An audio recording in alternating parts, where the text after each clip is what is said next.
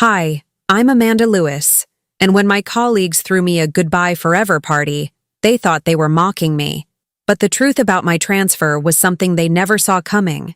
The bar was loud and sticky. A banner hung crookedly over the corner booth, the words, "Good luck, Amanda," written in cheap, glittery marker. It felt less like a celebration and more like a stage for my public exit. My team, the people I had worked with for 5 years, were all there.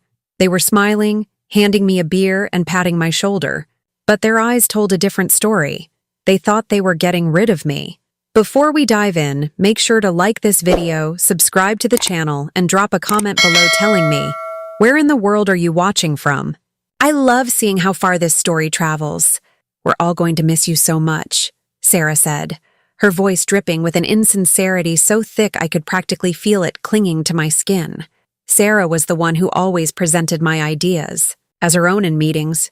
"Yeah, the place won't be the same without you," Tom added, sloshing his drink. He was the one who got the promotion I was promised, the one our manager Mark said I wasn't ready for. They invited me to this party to say farewell, but it wasn't a heartfelt goodbye. It was a celebration of my supposed failure. The air was filled with inside jokes I was suddenly on the outside of, backhanded compliments that felt like small paper cuts, and quiet whispers that stopped the moment I looked over. They treated my transfer like a demotion, a final, embarrassing shuffle out the door. I let them. I smiled, nodded, and held my glass, a silent observer at my own execution. After about an hour of forced pleasantries, my manager, Mark, stood up and tapped his glass with a fork. The chatter died down. Every eye in the room turned to him, then to me. His face was flushed with cheap beer and a sense of victory. "I'd like to make a toast," he announced, raising his glass. "To Amanda." He paused for dramatic effect, a smug grin playing on his lips. I could feel the heat rising in my cheeks, but I kept my expression neutral. I knew what was coming. He lived for moments like this, small displays of power to remind everyone who was in charge. "She's been a dedicated member of our team," he continued, drawing out the word dedicated as if it meant boring. "And while we're sad to see her go, we're all so thrilled she's finally moving on to something." He looked around the room, making eye contact with his favorites. "Something smaller." The room erupted in laughter. It wasn't a kind, gentle laugh. It was sharp and cruel. It was the sound of a pack confirming its hierarchy. They were laughing at the idea of me in a small, unimportant office somewhere, doing a small, unimportant job. They were laughing because they thought they had won. I smiled politely. I even raised my own glass. My heart was heavy, a stone in my chest, but my mind was perfectly calm. I had a secret they couldn't even begin to guess. As their laughter echoed off the cheap wood paneling of the bar, I held on to that secret. It was my shield. They had no idea I was the one who was about to be in charge of them all. This party wasn't a surprise. It was just the final public chapter in a long story of humiliation. For 5 years, I had been the quiet workhorse of the department, was the one who came in early and stayed late. I was the one who fixed the mistakes, ran the numbers, and put together the reports that made everyone else look good. And for 5 years, I was systematically undermined. I remembered the Apex project. 2 years ago, I had spent 3 months on it, working weekends, buried in spreadsheets and market analysis until my eyes burned. I built the entire strategy from the ground up. The night before the presentation, I sent the final deck to Mark and Sarah. The next morning, they presented it to the executive board as their own. My name was mentioned once in passing on the last slide, with assistance from Amanda Lewis. I sat in the back of the room and watched them take the credit, my voice caught in my throat. When I tried to speak to Mark about it later, he just shrugged. "It was a team effort, Amanda. Don't be a poor sport." Then there was the senior analyst promotion I was promised. I had more experience and better performance metrics than anyone on the team. I was the obvious choice. But Mark gave it to Tom. His reasoning was vague and insulting. "Tom has more leadership presence," he'd told me in my performance review. "You're a great support player, but you need to be more visible." What he meant was that Tom went for drinks with him after work, and I went home to finish the work Tom had left behind.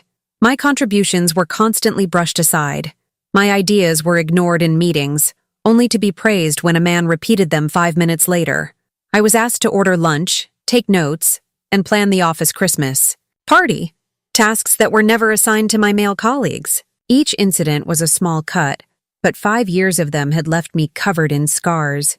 This party, this final cruel joke, was just them pouring salt on the wounds. They thought it was their last chance to remind me of my place. I took a small sip of my warm beer and looked at the faces around me.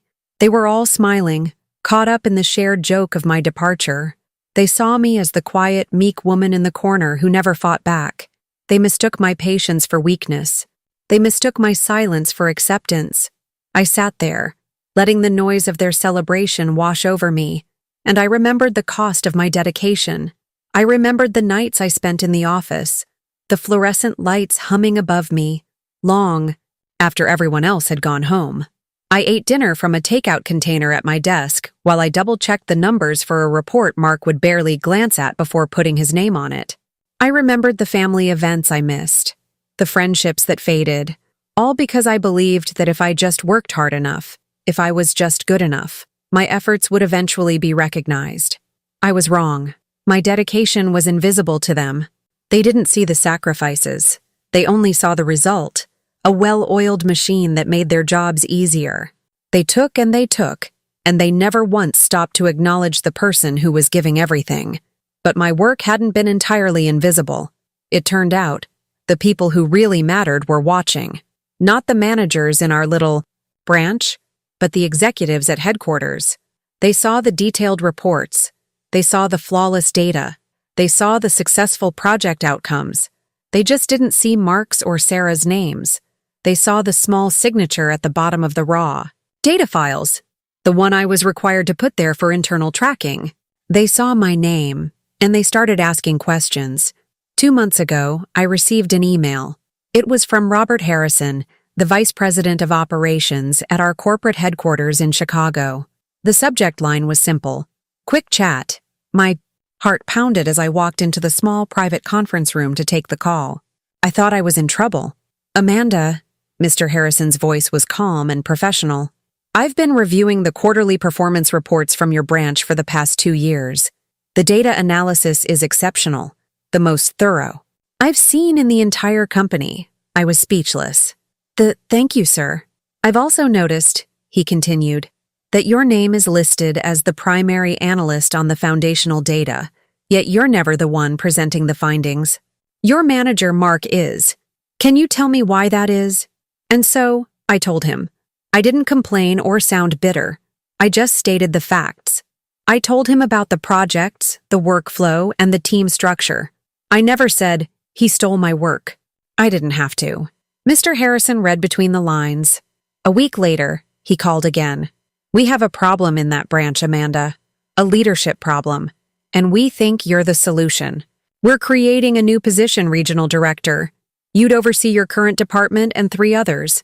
The position will be based out of your current office, but you'll report directly to me.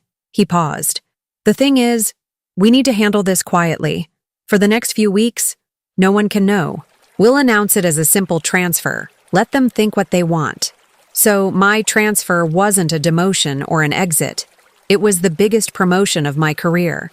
I was selected for an executive role at headquarters, a position that made me the boss of every single person who was currently laughing at me. As the night wore on, the jokes grew bolder. Their confidence swelled with every drink they finished. So, Amanda, I hope your tiny new office has a window, Tom shouted from across the table, and a few people snickered. Even if it's just looking at a brick wall? Don't be mean, Tom. Sarah chimed in with a fake pout. She'll be in charge of a whole new team. I'm sure all one of them will respect her. More laughter. I just smiled. I let them have their moment. Each cruel word, each condescending laugh, wasn't hurting me anymore. It was fuel. It was steel, hardening my spine. They thought they were pushing me down, but they were only confirming that I was making the right decision. They were showing me exactly who they were, one last time. I looked at each of their faces, at their smug, self-satisfied expressions. and I felt a strange sense of peace. They were celebrating an ending, but I knew this was my beginning. The next morning, the weekly team meeting was scheduled for 9 a.m. sharp. I walked in at 8:58. I wasn't wearing my usual gray pantsuit. I was wearing a sharp dark blue dress, a string of pearls, and a confidence they had never seen before. I walked straight to the front of the conference room and set down my leather portfolio. Everyone stared. They were all nursing hangovers, looking tired and rumpled. They expected me to be sitting in the back, waiting to be dismissed for the last time. Mark cleared his throat, looking annoyed by my presence at the head of the table. "Amanda, glad you could make it for your last day. We'll get to the goodbyes in a minute, but I have some regional updates to get through first." I didn't move. I looked at him, my gaze steady. "Actually, Mark, I'll take it from here." A confused silence fell over the room. Mark's face tightened. "Excuse me?" I turned my attention to the rest of the team. My voice was calm, clear, and carried to every corner of the room. There was no anger in it, only authority. "Good morning, everyone," I began. "As some of you know, my transfer was effective as of this morning. What you weren't aware of were the details." I paused, letting the suspense build. "Corporate has restructured the regional leadership. As of today, I will be your new regional director. I'll be overseeing this department, as well as sales, client relations, and logistics. I look forward to working with all of you, from above." The silence that followed was absolute. It was so complete I could hear the faint buzz of the overhead projector. Faces went pale. Tom, who had been slouched in his chair, sat up so fast he nearly fell over. His mouth was hanging slightly open. Sarah's perfectly applied makeup couldn't hide the blood draining from her face. She looked like she'd seen a ghost. But the best reaction was Mark's. His face went from confusion to disbelief, then to pure, unadulterated horror. The smug, condescending man from the night before was gone. In his place was a stammering, terrified employee who had just realized his entire world had been turned upside down. He stared at me, his eyes wide, and I could see him replaying every condescending comment, every stolen idea, every single moment he had underestimated me. He had toasted my downfall, and now he had to report to me.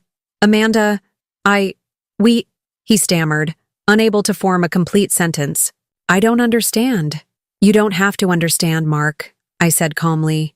"You just have to do your job, and from now on, you'll be doing it for me." The rest of the day was a blur of frantic, hollow apologies. Sarah was the first to appear at my door to my new office, the large corner one with floor-to-ceiling windows.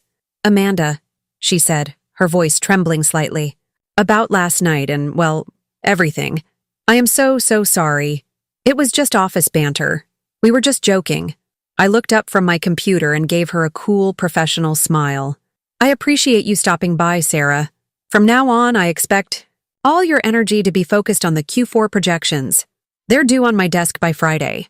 She just stood there, stunned, then nodded and practically ran out of my office. Tom sent a long, rambling email full of excuses. Mark tried to schedule a one-on-one to clear the air.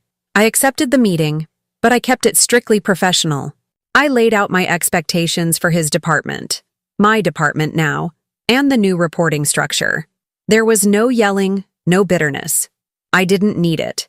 My new position was statement enough. During a team meeting later that week, I addressed them all one last time on the matter.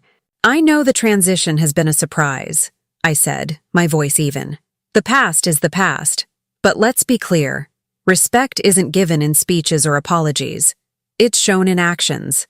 It's shown in work ethic and integrity. Let's see yours going forward." My words hung heavy in the room. There were no more jokes. There were no more whispers. There was only work. I leaned back in my new leather chair. It was larger than any of theirs combined, and it looked out over the entire city. For a moment, I allowed myself a small private smile. They thought the party was my ending. They thought they were writing me out of the story, but they had only set the stage for my rise. My victory wasn't about revenge. It was about reclaiming my own narrative. It was about the quiet, persistent work finally speaking for itself. And from up here, the view was incredible. If you've ever been underestimated, remember, Quiet persistence speaks louder than cruelty. Like, subscribe, and share your story in the comments.